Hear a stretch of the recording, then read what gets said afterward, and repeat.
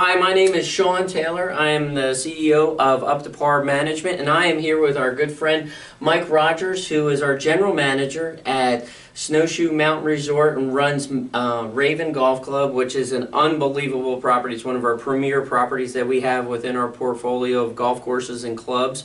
It's a top 50 golf resort in the United States, number 3 in West Virginia. Mike is actually the president of the West Virginia chapter there in the PGA and does a wonderful job for us there up at Snowshoe, and he runs a fabulous golf operations, and that's what we're going to talk about today. Golf operations. It's a subject that's near to dear of both of our hearts. We're former golf professionals, and we love everything that happens up there at Snowshoe. And we'll talk about, how we do it, not only how do we do it at our clubs that we have here, but really how we do it with Mike's property, because he's got a phenomenal team and he puts out an outstanding project day in, day out. So golf operations, what do you want to talk about? Well, first of all, let's talk about the experience, because bottom line is the experience the golfer has each and every round they go out there and play. If they have a bad experience, it's our fault. Mm-hmm. They may play awful, right? But it's our fault. Right, right. That's so true. So true. But the course, the conditions, the total experience is what the customer's looking for when they come to your property, our property, any of the Up to Par managed properties. So and you do a wonderful job there. You got a great maintenance staff that's been there for some longevity within the crew that's there. And Brian, who's the golf course superintendent, does a wonderful job with the golf course maintenance, and so from a standpoint, you really have right out of the blocks, you have an outstanding product to sell. Golf as a whole is kind of in a rut as far as number of rounds played nationally, and let's just talk about maybe some of the things that we do at our properties that helps at least create that baseline of customers that are coming to our properties, and then how do we go about growing the number of rounds to all of our places that we manage? Well, it all starts with your budgets, your everything financial, working a plan, getting folks through the sales department, through the folks at the bag drop, whatever, to get them back to your golf course. Once we get them there, we can get them back. The property at Snowshoe is a wonderful, wonderful property. The product is a great product.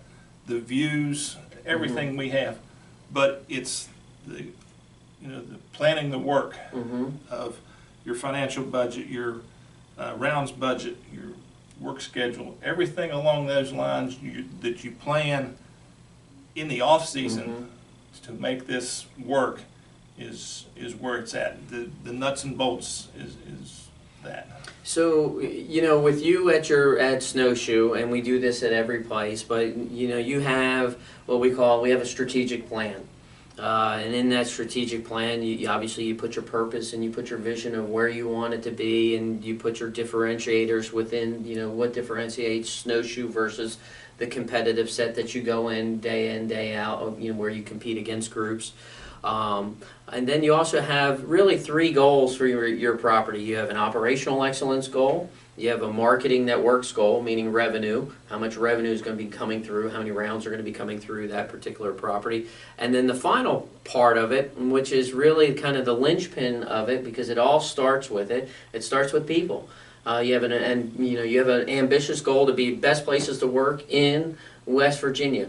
Fabulous goal, and so you have certain aspects for you to be able to hit that goal, and whether or not you get to that or not, at least you're creating that environment and that culture where your team unequivocally believes in what you're trying to do there at the property. So right out of the blocks, coming out of the winter season, at least you have a roadmap of these are the things that I want to do, this is the direction, this is how we're going to get there, and this is who we're going to get there with.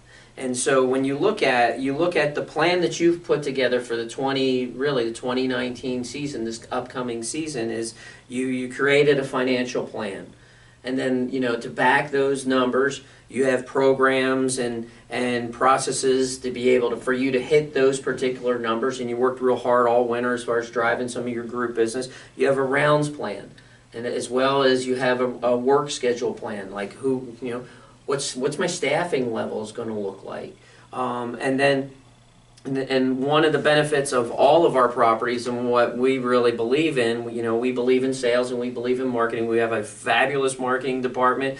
You work with, you have a marketing manager who's not right there on site. She's here in the corporate office, but every week you're talking to Morgan. Every week, whether it's on the telephone or a video conference, we're talking back and forth at least once a week. Usually more than that, emails, telephone calls, whatever. The marketing department takes care of helping our property get what we need. Right, and drive customers to our drive business. those numbers. And there's times where we put out promotions, and those promotions just go off of the chain, off of the hook, great. And then there's times that, we didn't get the return that we'd like, but we measure those, we measure those aspects. And then by doing that, that allows us to say, okay, these are the best practices for this particular property. This is where we know that we've continually have improved, and we've been able to see maybe some of the gains that at your place. So when we say a plan, it's a very much in depth. It's a strategic plan on kind of at the 30,000 foot level, but then we drill down into specifics. And if you look at the marketing plan, like I saw your marketing plan this past week, and I don't know if you've watched the marketing video for our properties. Oh my gosh, it's intense. There's social marketing. There's email direct marketing. There's direct old school direct mail marketing. You're launching an app this year, which is awesome. Yeah, Raven Golf app. That is fantastic. It's fantastic in the fact that we're in an area that cell phone service is right, very poor. Right, but for some reason, because of our location and because of what surrounds us with the National Radio Observatory, we're in a quiet zone. So to us to have an app that the rest of the world can use to get to us is a blessing. So all of these things are in your operating plan. Like your email distribution that's driving directly to your online portal to be able to drive tee times. The app is, you can geofence and geo-target certain areas within West Virginia. Kind of nice. We're on the cutting edge, Up to Par's on the cutting edge of being able to support our clubs with this, and where we can say, as you're driving into another golf course, boom, there's a special coming up for Raven, and chances are you are in much better shape than the golf course that they're driving in. And so, there's value to that. So a lot of that planned, it's a lot of work, but it's necessary work, and then you use that as you're going through the season. You're always come April, where are we in regards to the plan? There's the financial component, there's the guest service component, and then ultimately there's the associate component. You're measuring those three aspects of how well did we serve the customer, how well did we do financially, and then ultimately how well are we doing for our associates. And from that we take out the fact that we have a plan and it's our roadmap, but just like your GPS on your phone, when you miss that turn, she's telling you make a U-turn or make a recalculate. You gotta work the plan. Absolutely. And if you don't know where you're starting from, you don't know where you're going. Right. Absolutely. So with Up to Par, we have this thing called the continuous improvement. We believe and really live by lean management, but our continuous improvement model is out there. We implement this in the golf operations. I know most companies don't do that. It hasn't been embraced.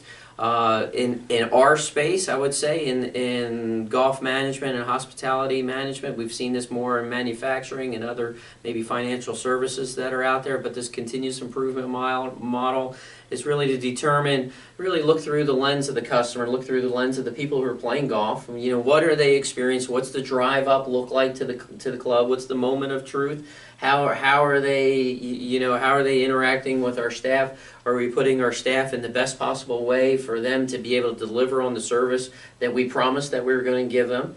And then to a certain degree, you know, making sure that our processes are in alignment to fulfill the customer and exceed those expectations, measure those results. That's where you're working the plan, looking at your objectives and your key results, and then figuring out, is there a better way to doing it? You know, no one is perfect. We haven't thought of everything. A lot. We haven't thought of everything. And we've thought about a lot, but not everything. And then being able to, like you said, recalculate and adjust and then improve. And if we, you know, if we can improve on something, it doesn't necessarily mean that somebody's going to lose their job. Right. We can better use their talents around the property. Right. And we're always asking for feedback, not only from the golfers that play our properties, but the customers, the people that are eating in our restaurants, or staying in our hotels, or using our event spaces. But in golf, you know, there's certain key things that are really, you know, just fundamental. You know, is the golf course in really good shape? Is the experience that they've received out of the golf shop, was it fantastic? Was it friendly? Is it, you know, down home hospitality, like they like to say in West Virginia? You know, so when you combine all of that, and as the overall, you know, the end result is what the big ticket item is, would you recommend us to your friends to come and play? And that net promoter score is really pretty important, and we gauge that. We gauge that on a lot of different levels on the guest service side, but we also gauge that on, and this kind of segues right into what we're getting ready to talk to about staffing. We gauge that on the associate side. You know, would you recommend a friend to come work with us? And if the answer is yes, yeah, and we really think that associate is an A player, boy, you know what? We want to surround ourselves with nothing but A players. And Mike, you've been privy to, you know, I kid all of our general managers, especially Mike and his outside services staff that he has. I said, I wish we could clone them and take them to other places, because they are unequivocally second to none as far as the golf service that they give day in, day out. Your team that you lead up there, you know, obviously that doesn't happen by chance, so kudos to you.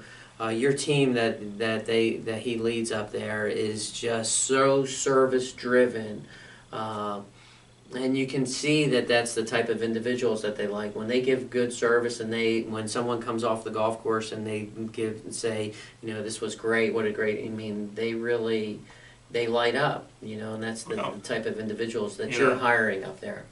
The Raven Golf Club's been open for we're starting our 26th season now. One of our outside service professionals has been there 24 of those 26 seasons. I know. That says a lot for the employee engagement. Absolutely, and it's like Groundhog Day. You know, it's like his first day at work. He's, you know, when he shows up, he's got all the energy in the world, and you know, somehow if we could bottle that, we could sell that to other companies and make a whole lot of money. Exactly. You know, so you know, staffing, putting the right people in place to be able to deliver, and they have to buy into, goes back to the strategic plan.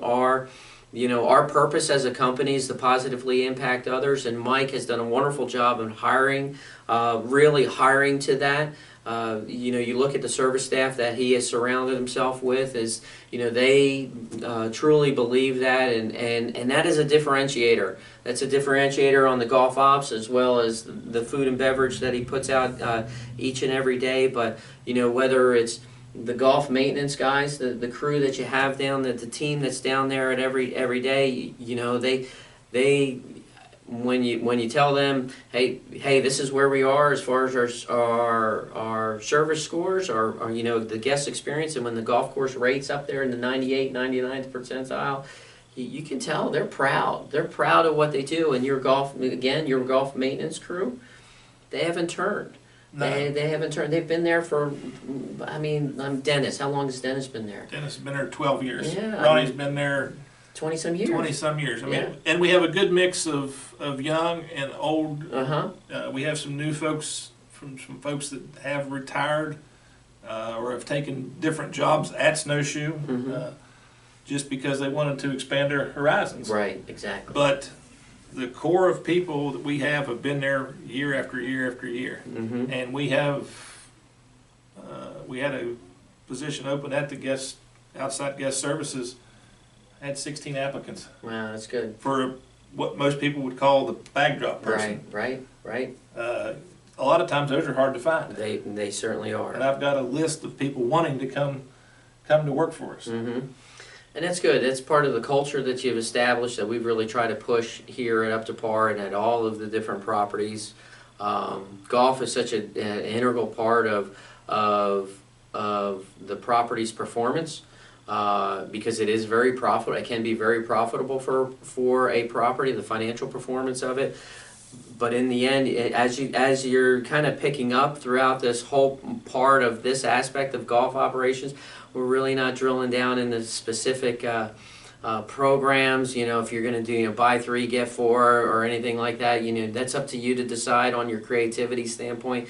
We're really looking at the nuts and bolts of how to effectively run an outstanding business, because the golf operations department, it's a business. And if you don't have the right people in the right seats, you know what, you're never going to move the needle. And if you don't have the right people buying into what you're trying to do there at your particular club, then your golf department's always going to be the anchor that brings the club down. And so as you're trying to manage your properties that are out there, look at your golf operations really as the ambassadors. They can be the water in the harbor and bring all the other departments up. Because they're touching your customers, they're touching your members every single day, and they can be the differentiator for your particular property so that it can perform significantly better. Or they can be the drain. They can, you pull the plug, and then all of a sudden, when you walk in, you've been at properties like that where you walk in and you say, well, where's the pro? Where's the pro? And you look around and he's not around, and we've experienced that sometimes or enough, and that's the experience that has gotten us into certain properties. But you have to look at that golf department as a business, as a self-sustaining business. And if you owned it, how would you treat it? And how would you go about treating your members, and how would you go about treating your guests? It's just like any other business. I mean, we're only as good as our worst employee. And like you said, we're looking for A+ players. Absolutely. If you got C+ or C players training your people, you're going to get at best a D+ employee. That's right. And nobody has any more important role than anybody else. My outside guest services professionals are just as important as me. I liken those folks to a bank teller. They're going to see the majority of the customers every single day. Me as the general manager, I may be in a meeting, I may not see a customer all day. But my guest services, outside staff, my golf shop clerks, they are going to see the staff or the customer each and every day, and they are the ones that are the key to the operation. So, as it is with a business, you run it like a business, you have to communicate like a business. And so you not only have to communicate with your customers, communicate with your members, and this is where the marketing piece kicks in, where you guys do such a really good job of making sure that you're talking to, hey, these are all the products and services that are available. These are the golf packages that are out. These are the programs that we're offering this particular season, or this particular week, or this particular weekend.